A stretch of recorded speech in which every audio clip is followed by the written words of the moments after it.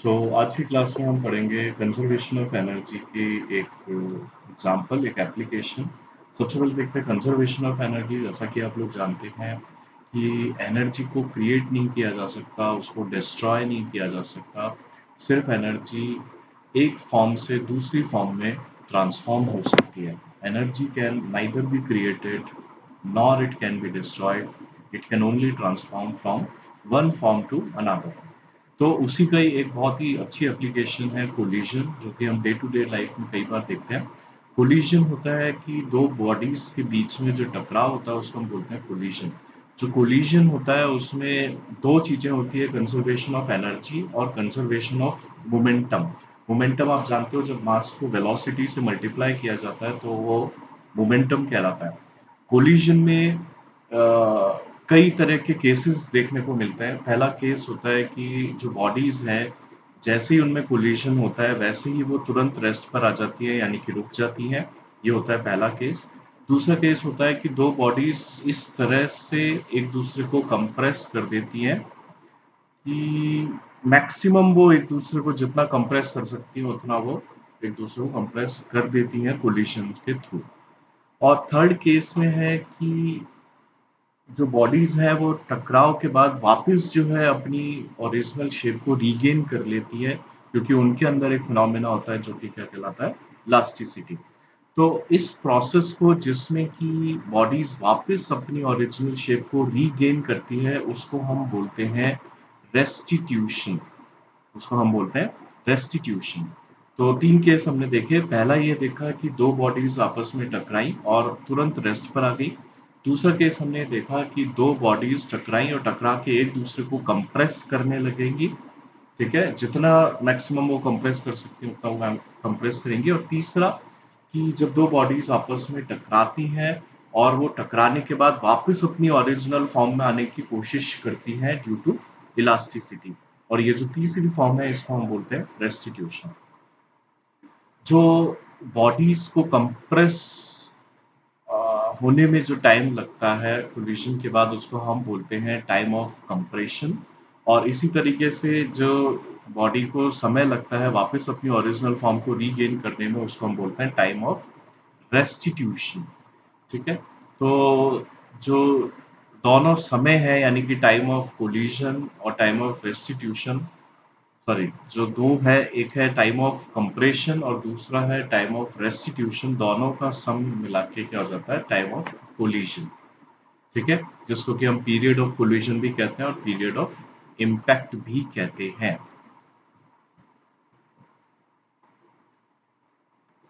तो आगे हम देखते हैं law of conservation of momentum. जैसा कि आप जानते हैं कि जब भी कोलिजन होता है तो एनर्जी भी कंजर्व रहती है और साथ ही साथ मोमेंटम भी कंजर्व रहता है। मोमेंटम कंजर्व रहने का मतलब कि जो भी दोनों ऑब्जेक्ट हैं जिनके बीच में कोलिजन हुआ है, उनमें इनिशियली जितना भी मोमेंटम होता है उतना ही मोमेंटम उनके कोलिजन के बाद भी होता है।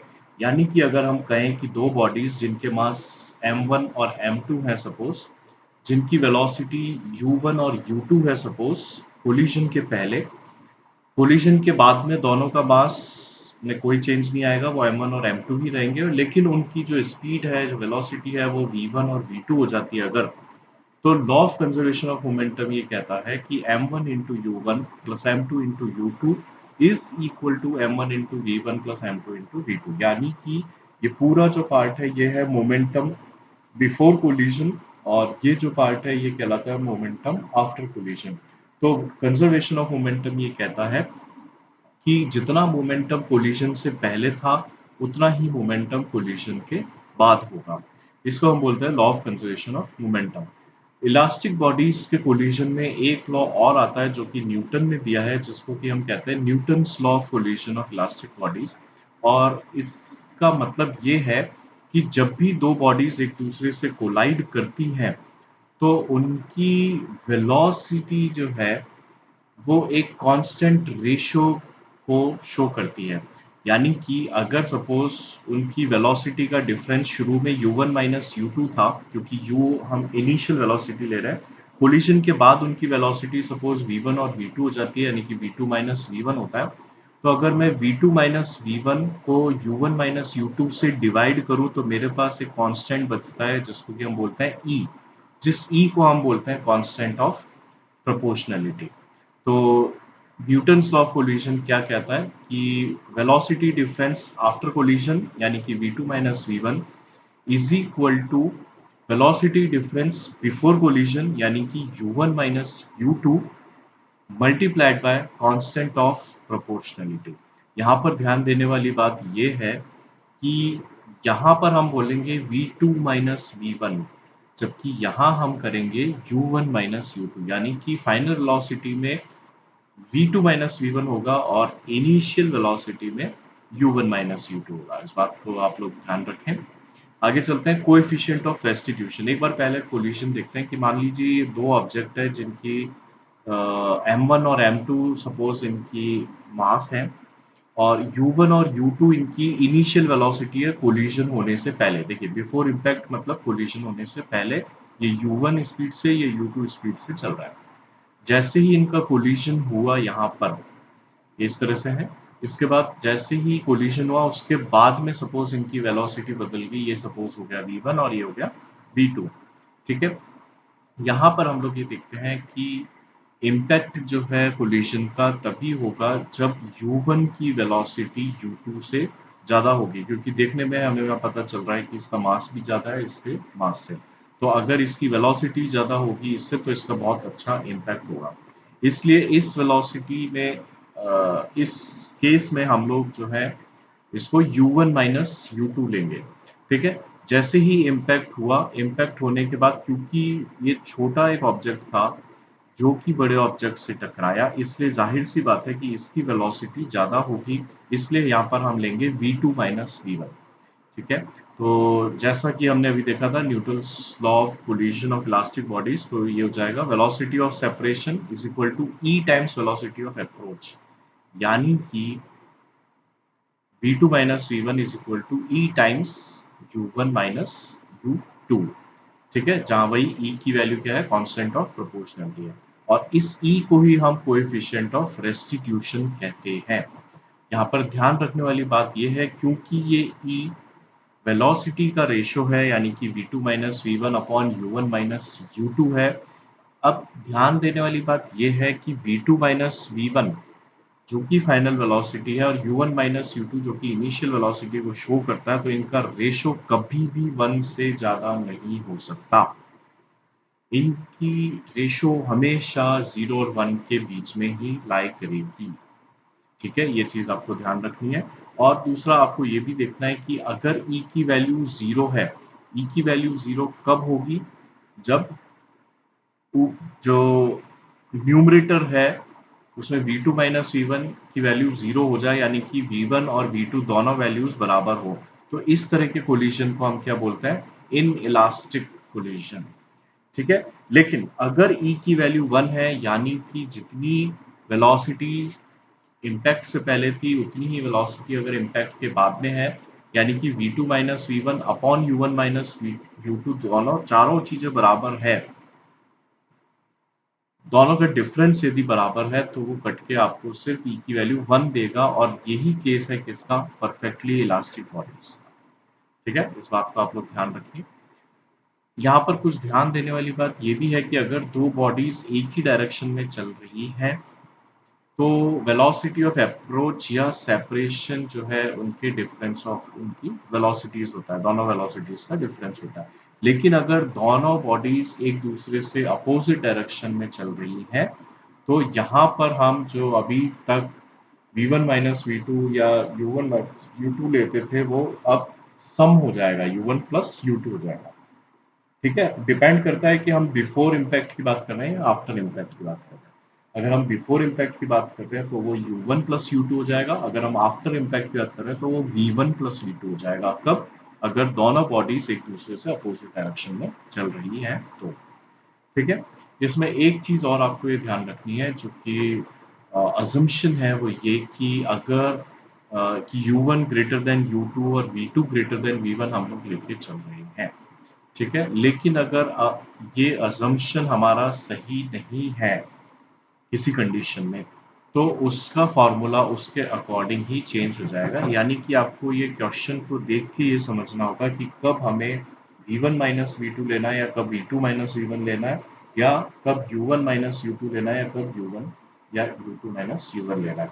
इसी तरह से डायरेक्शन का भी आपको ध्यान रखना है कि अगर डायरेक्शन अपोजिट हुई तो माइनस की जगह प्लस आ जाएगा। कोलिजन देखते हैं, दो तरह के कोलिजन्स होते हैं, एक होता है डायरेक्ट इम्पैक्ट और दूसरा होता है इनडायरेक्ट इम्पैक्ट। ठीक है, एक एक करके देखते हैं। सबसे पहले डायरेक्ट कोलिजन, यानी कि जो दो बॉडीज जिनमें कोलिजन हुआ है या टकराव हुआ है, उन दोनों के सेंटर्स जो हैं एक ही लाइन में आते हों। वापस सुनिए इसी चीज को कि दो बॉडीज जिनमें कोलिजन हुआ है, यदि उन दोनों बॉडीज के सेंटर एक ही लाइन में आते हो, तो इस तरह के कोलिजन को हम बोलते हैं डायरेक्ट कोलिजन। ठीक है, हमारी वो कंडीशन यहाँ पर भी ट्रू है कि m1 into u one plus m two into u two is equal to m1 into v one plus m two into v two, यानी कि कंजर्वेशन ऑफ मोमेंटम हमेशा वैलिड रहेगा यहाँ पर भी।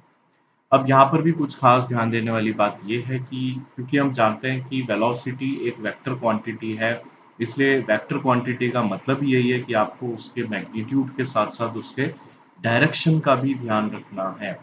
ठीक है, डायरेक्शन का ध्यान कैसे रखना है कि उसके डायरेक्शन के अकॉर्डिंग ही हमें साइन को यूज करना है। ठीक है, अभी एग्जाम्पल की हेल्प से हम इसको और देखेंगे। ठीक है, अगर किसी एक डायरेक्शन में किसी बॉडी की वेलोसिटी को पॉजिटिव लिया जा रहा है, तो उसके अपोजिट डायरेक्शन में उसकी वेलोसिटी या किसी दूसरे ऑब्जेक्ट की वेलोसिटी नेगेटिव ही होनी चाहिए। यानी कि हम ऐसा नहीं कर सकते कि अगर ये ऑब्जेक्ट इस डायरेक्शन में जा रहा है और हम इसको पॉजिटिव वेलोसिटी मान के चल रहे हैं, और दूसरा ऑब्जेक्ट मान लो अगर अपोजिट डायरेक्शन में चल रहा हो, तो हमें उसकी वेलोसिटी नेगेटिव लेनी पड़ेगी। यानी कि आप अपनी तरफ से चूज कर सकते हो कि आप कौन सी डायरेक्शन को पॉजिटिव ले रहे हो। जो भी उस डायरेक्शन में है वो सब क्वांटिटीज पॉजिटिव आएंगी वेलोसिटी की, और जो भी उसके अपोजिट डायरेक्शन में होगा उसकी डायरेक्शन के अकॉर्डिंग उसका साइन नेगेटिव होगा। ठीक है, दूसरी चीज, अगर कोई बॉडी इनिशियली रेस्ट पे है, तो आपको ये ध्यान रखना है कि उसका u जो है वो 0 होगा, क्योंकि u आपकी इनिशियल वेलोसिटी को ही शो करता है।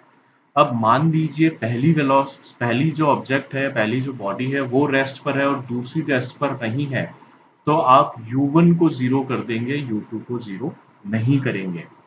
इसी तरीके से अगर पहली ऑब्जेक्ट मूविंग है या मोशन में है लेकिन दूसरा ऑब्जेक्ट मोशन में नहीं है, वो रेस्ट पर है, तो आपको पहले वाला यानी कि u1 को तो जो है वैल्यू जो दे रखी होगी वो असाइन करनी है, लेकिन u2 आपका जो है 0 हो जाएगा।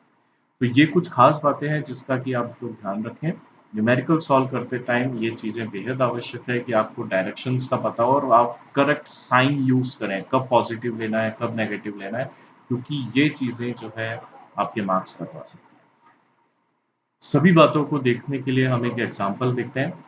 एग्जाम्पल ये कह रहा है, एक न्यूमेरिकल है कि एक बॉल है जिसका कि मास आपको दे रखा है 1 kg, वो 2 मीटर्स पर सेकेंड वेलोसिटी से मूव कर रहा है, और वो किसी एक बॉल पे से जाके टकराता है। उस बॉल का मास 2 किलोग्राम दे रखा है लेकिन वो रेस्ट पर है। अब ये रेस्ट पड़ते ही आपके दिमाग में सीधा क्लिक करना चाहिए कि यहाँ पर u2 की वैल्यू आपकी 0 है, क्योंकि u1 यानी कि पहला ऑब्जेक्ट जो कि हम ले रहे हैं जिसका वजन 1 किलो है, उसकी वेलोसिटी आपको दे रखी है, और दूसरा यानी कि वो बॉल जिससे जाके टकरा रही है उसका मास आपको दे रखा है लेकिन वो रेस्ट पर है, यानी कि u2 की वैल्यू आपकी 0 है। आगे बढ़ते हैं। The first ball after impinging comes to rest, पहली बॉल टकराने के बाद रेस्ट पर आ जाएगी।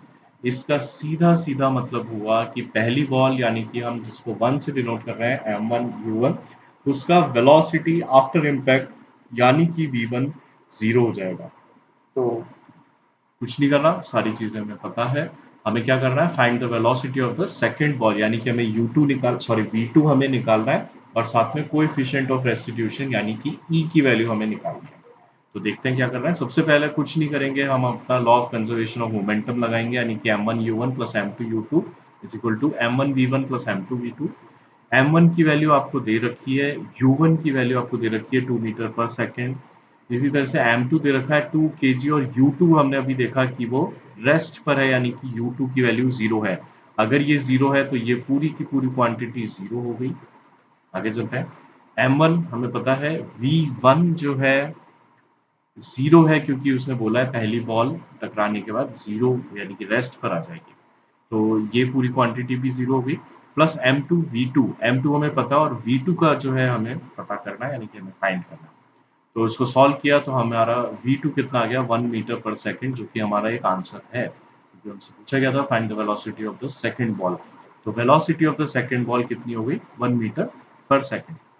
अब हमें निकालना है कोएफिशिएंट ऑफ रेस्टिट्यूशन। तो कोएफिशिएंट ऑफ रेस्टिट्यूशन के लिए हम वापस वही फॉर्मूला यूज करेंगे हमारा v2 minus v one equal to e times u1 minus u2। हमें v2 पता है, हमें v1 पता है, हमें u1 पता है, हमें u2 पता है। सारी वैल्यूज रखेंगे और e की वैल्यू आ जाएगी 1/2। 1/2 का मतलब 0.5 और जैसा कि हमने आपको पहले बताया था कि e की वैल्यू हमेशा 0 और 1 के बीच में ही आनी चाहिए। तो देख लीजिए यहाँ पर e की वैल्यू 0 और 1 के बीच में ही है।